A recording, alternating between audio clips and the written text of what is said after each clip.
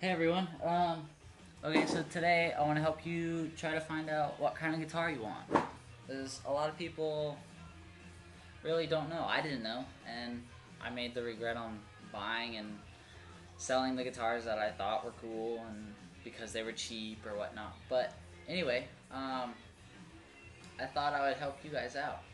Let me make sure this video is actually working this time. Oh shit.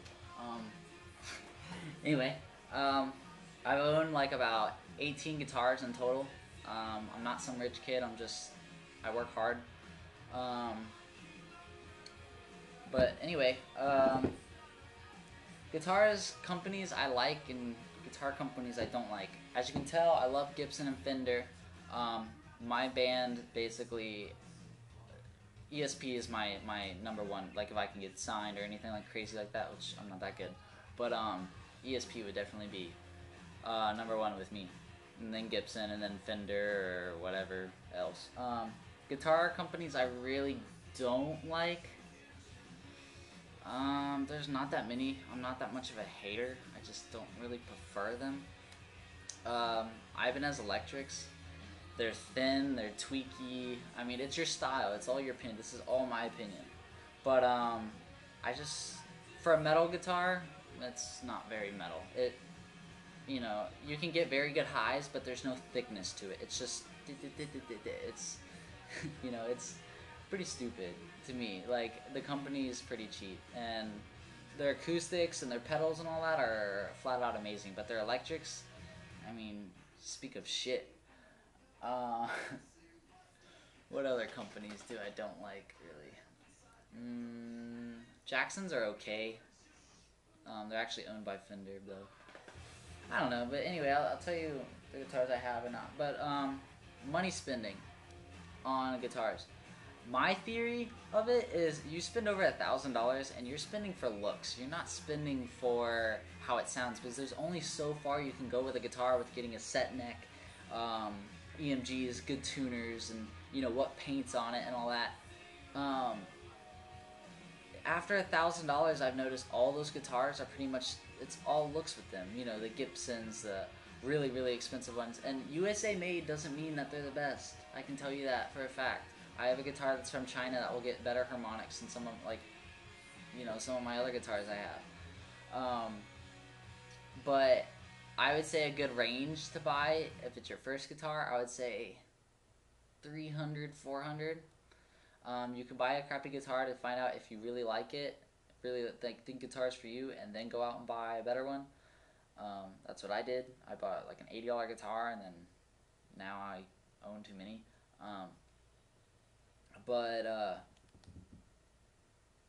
Pretty much that's it. I only have really one acoustic I like. I don't need a lot.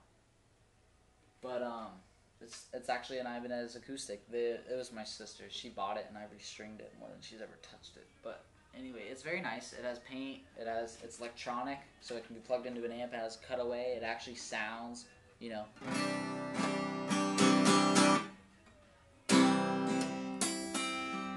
It sounds pretty good. I'm not a huge acoustic. Every time I get that kind of money to buy a really nice guitar, I've looked at acoustics and I'm just like, no, I'd rather go with electric because that's where my emotion's at. But electrics, this is about a $240 Ibanez. And see, I have every right to talk shit about the company because I have two of them. I mean, they're beginner guitars. I've played their nice ones and they're okay, but whatever. I've played better. This one's okay. It's not a bad guitar. The pickups are kind of cheap, but this is my crap guitar, so I got it really cheap, and you know, it's one of those guitars, if I drop and break it, I don't really give a care. Like, but that's about $250 new, and it's not that great. It doesn't stay in tune very well. If you're talking, this is my ESP LTD KH202. These aren't very good. These aren't the best pickups, but to me, they play clean very, very well. And to me, if you can play very good cleans and you hit distortion, it'll sound better with distortion because it's clear. You don't just get a gritty sound. To me, that's my opinion. No, it's not even a real Floyd Rose. This is about a $400 guitar. but this thing plays amazingly and sounds very good. Best thing, you know, it's on floaters, and you can take the strings off like that, go back to it and play, and it sounds really good. The tuners, it really doesn't matter because the tuning's down here. The only thing with Floyd Rose guitars, these with the floating tremolo, they're about they're about $70 to go set up. So if you go buy it, make sure you go to Sam Ash and get that year deal or whatever, so you can get it for like $30 and bring it in anytime you want. But and that's another thing too. The better the guitar plays and the better the guitar sounds, the more you'll play it. That's what I've done. I would never play that every day.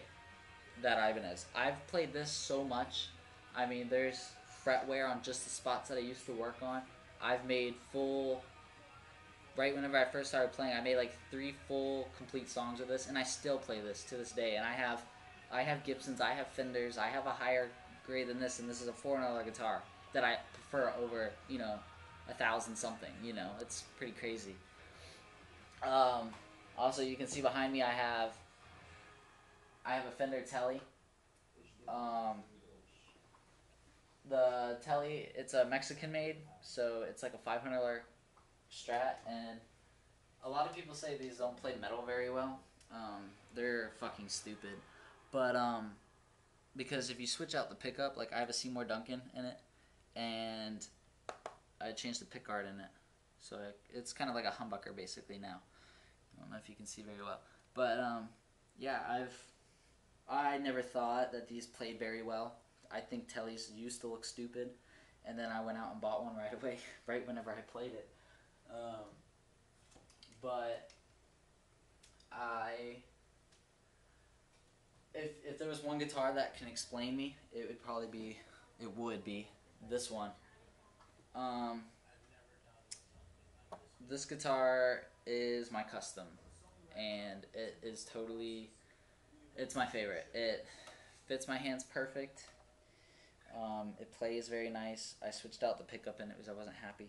But this is a Gibson Faded. If you guys know Gibson Fadeds, you can get them used for like $400, $500, and it's a USA made guitar. And as you can tell, it's not the Faded anymore. I got it custom painted. I went to a paint store and told them that, hey, can you mix 6 of these teals together? And this is what I got. I'm very happy with this. And this, you know, is cheaper than the Gibson SG Standard. That's $1,400. You know, it's, to me, better. And the Standard looks almost the same as this. Without, like, say if they both didn't have paint, it just has the binding and then the 2 different pickups. And then there's a little symbol up here. That's it.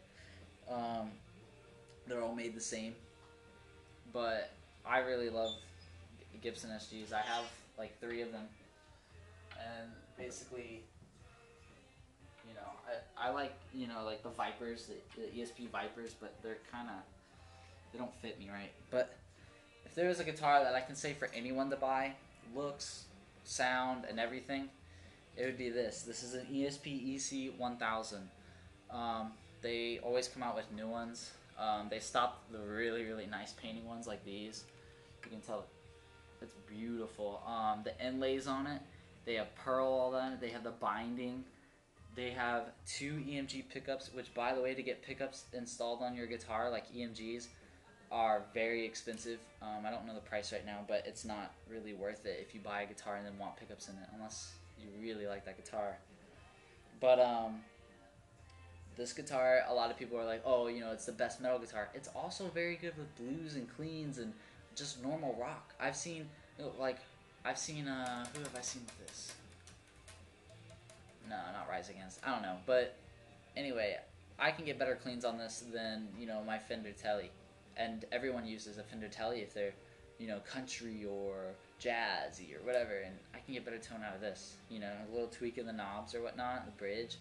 It's a lot fuller, which if you like that Fender sound, then go for the Fender. But anyway, I'm very happy with this guitar. They used to sell them for like $1,000, and I got this one for, well, I don't want to say, I saved a lot, but I got a brand new for, let's say, nearly half off.